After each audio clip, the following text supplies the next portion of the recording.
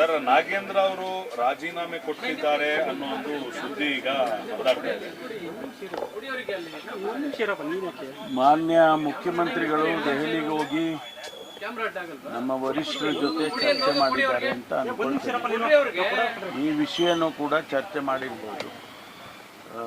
ನನಗೆ ಅದ್ರ ಬಗ್ಗೆ ಯಾವುದೇ ಮಾಹಿತಿ ಇಲ್ಲ. ಬಹುಶಃ ನಾಳೆನೋ ಅಥವಾ ಯಾವಾಗಾದರೂ ನಾವು ಭೇಟಿಯಾದಾಗ ತಿಳಿಸ್ತಾರೆ ಅಂತ ಅನ್ಕೊಳ್ತೇನೆ. ಅವರ ರಾಜೀನಾಮೆಯನ್ನು ವಿರೋಧ ಪಕ್ಷದವರು ಕೇಳ್ತಾ ಇರ್ತಕ್ಕಂಥದ್ದು. ನಾವು ಪದೇ ಪದೇ ಅವರಿಗೆ ಹೇಳಿದ್ದೇವೆ, ರಾಜೀನಾಮೆ ಕೊಡುವ ಅಗತ್ಯ ಇಲ್ಲ. ಅವರಿಗೆ CBI ಆಗಲಿ ಅಥವಾ ED ಆಗಲಿ ಅವರ ಚಾರ್ಜ್ ಶೀಟ್ಗಳಲ್ಲಿ ಇವರ ಹೆಸರುಗಳು ಇಲ್ಲ. ಜೊತೆಗೆ ಅವರಿಂದ ಯಾವುದು ಹಣನೂ ಕೂಡ ಅವರು ರಿಕವರಿ ಮಾಡಲಿಲ್ಲ. 84 ಕೋಟಿನಲ್ಲಿ 79 ಕೋಟಿಯನ್ನು ರಿಕವರಿ ಮಾಡಿದ್ದಾರೆ. ತನಿಖಾ ಸಂಸ್ಥೆಗಳು ರಿಕವರಿ ಮಾಡಿದ್ದಾರೆ. ಇವರು ಒಂದು ವೇಳೆ ಹಣ ತಗೊಂಡಿದ್ರೆ ಇವರಿಂದನೂ ರಿಕವರಿ ಮಾಡಬೇಕಲ್ವಾ? ಇವರಿಂದ ಯಾವುದೇ ರಿಕವರಿಯನ್ನು ಮಾಡಲಿಲ್ಲ. ಇನ್ನೂ 5 ಕೋಟಿ ರಿಕವರಿ ಮಾಡಬೇಕು, ಅದನ್ನು ಪ್ರೊಸೆಸ್ನಲ್ಲಿ ಇದೆ. ಹಾಗಾಗಿ ಅವರನ್ನು ಅನವಶ್ಯಕವಾಗಿ ವಿರೋಧ ಪಕ್ಷದವರು ರಾಜೀನಾಮೆಗೆ ಒತ್ತಾಯ ಮಾಡ್ತಿದ್ದಾರೆ ಅಂಥೇಳಿ ನಮ್ಮ ಅಭಿಪ್ರಾಯಗಳು.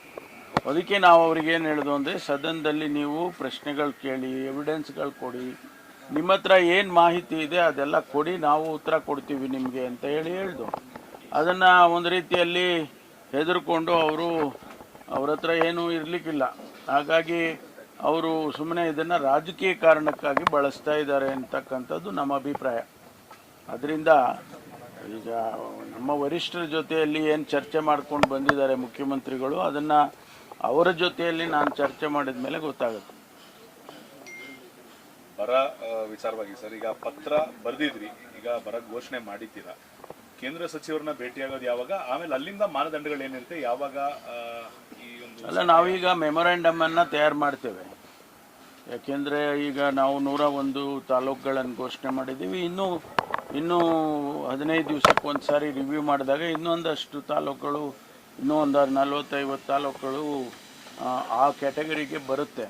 ಅದನ್ನು ಘೋಷಣೆ ಮಾಡ್ತೀವಿ. ಈ ಮಧ್ಯದಲ್ಲಿ ನಾವು ಮೆಮೊರಾಂಡಮ್ ಆಫ್ ಇದನ್ನು ಕೇಂದ್ರಕ್ಕೆ ಮೆಮೊರಾಂಡಮನ್ನು ತಯಾರು ಮಾಡ್ತಾ ಇದ್ದೀವಿ.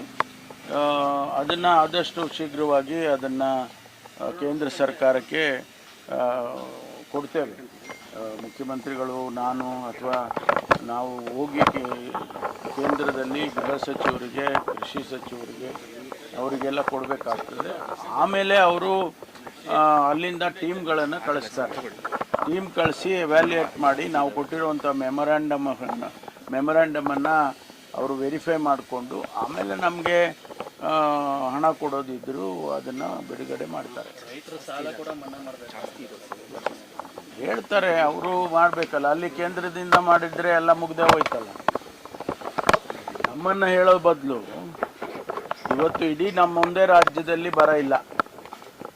ಆಂಧ್ರದಲ್ಲಿ ಬರ ಇದೆ, ತೆಲಂಗಾಣದಲ್ಲಿ ಬರ ಇದೆ, ಮಹಾರಾಷ್ಟ್ರದಲ್ಲಿ ಬರ ಇದೆ, ಉತ್ತರ ಪ್ರದೇಶ, ಬಿಹಾರ್ನಲ್ಲೂ ಕೂಡ ಕೆಲವು ಭಾಗಗಳಲ್ಲಿ ಇದ್ದಾವೆ. ಹಾಗಾಗಿ ಇಡೀ ದೇಶದಲ್ಲಿ ಯಾವ ರೀತಿಯಲ್ಲಿ ಡಾಕ್ಟರ್ ಮನಮೋಹನ್ ಸಿಂಗ್ ಅವರು 72,000 ಕೋಟಿ ರೂಪಾಯಿ ಮನ್ನಾ ಮಾಡಿದರು, ಅದೇ ರೀತಿ ಕೇಂದ್ರ ಸರ್ಕಾರದವರು ಮನ್ನಾ ಮಾಡಿದರೆ ಇಡೀ ದೇಶದ ಎಲ್ಲ ರೈತರಿಗೆ ಕೂಡ ಅನುಕೂಲ ಆಗುತ್ತೆ. ಅದನ್ನು ನಾನು ಒತ್ತಾಯ ಮಾಡ್ತೇನೆ ಕೇಂದ್ರ ಸರ್ಕಾರಕ್ಕೆ.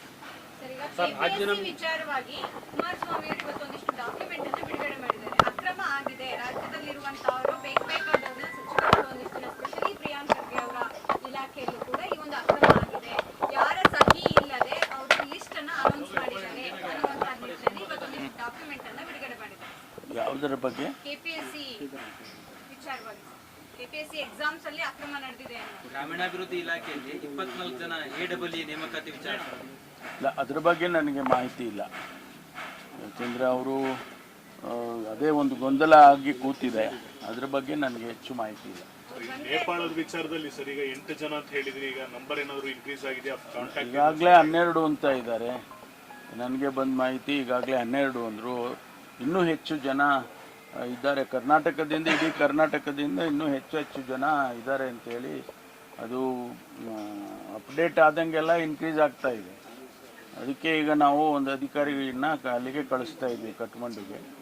ಅಲ್ಲಿಂದ ಮಾಹಿತಿಗಳು ತಗೊಳ್ತೀವಿ. ಮಾಹಿತಿ ಬಂದ ಮೇಲೆ ನಾವು ಅಲ್ಲಿ ಏನು ಮಾಡಬೇಕು ಅವರಿಗೆ ಅದನ್ನು ನಮ್ಮ ಅಲ್ಲಿ ನೇಪಾಳ ಸರ್ಕಾರದ ಜೊತೆಯಲ್ಲಿ ಬೇರೆ ಬೇರೆ ಕೇಂದ್ರ ಸರ್ಕಾರ ಅದನ್ನೆಲ್ಲ ಮಾಡುತ್ತೆ. ಸರ್, ಈಗ ಒಂದು ನಾಗೇಂದ್ರ ವಿಚಾರದಲ್ಲಿ ಅವರು ಬೇರೆ ಬೇರೆ ಬಿಜೆಪಿ ಕೇಂದ್ರ ನಾಯಕರ ವಿರುದ್ಧನೂ ಆರೋಪಗಳಿದ್ದಾವೆ, ಗಂಭೀರ ಆರೋಪ ಅಂತ ನಾಗೇಂದ್ರ ಅವರು ಹೇಳ್ತಾರೆ. ಆದರೆ ಅಷ್ಟು ಆರೋಪ ಇದೆ, ಅಪರಾಧಿ ಅಲ್ಲ ಅನ್ನೋಂಥ ವಿಚಾರ ಆಗೋದಾದ್ರೆ ರಾಜೀನಾಮೆ ಪಡೆಯುವಂಥ ಅವಶ್ಯಕತೆ ಏನಿದೆ ಅನ್ನುವಂಥದ್ದು ಪ್ರಶ್ನೆ ಅವರು ಬಿಜೆಪಿ ಅಲ್ಲ. ನಾವು ಇಷ್ಟೇ ಹೇಳ್ತೀವಿ, ಎಲ್ಲರಿಗೂ ಒಂದೇ ಅಲ್ಲ ಕಾನೂನು. ಯಾರ್ಯಾರಿಗೆ ಪ್ರಾಸಿಕ್ಯೂಷನ್ ಪರ್ಮಿಷನ್ ಕೊಡಬೇಕು ಅಂತ ಹೇಳಿ ಇದೆ. ನಮ್ಮ ರಾಜ್ಯಪಾಲರು ಪಿಕ್ ಆ್ಯಂಡ್ ಚೂಸ್ ಮಾಡ್ತಾ ಇದ್ದಾರೆ.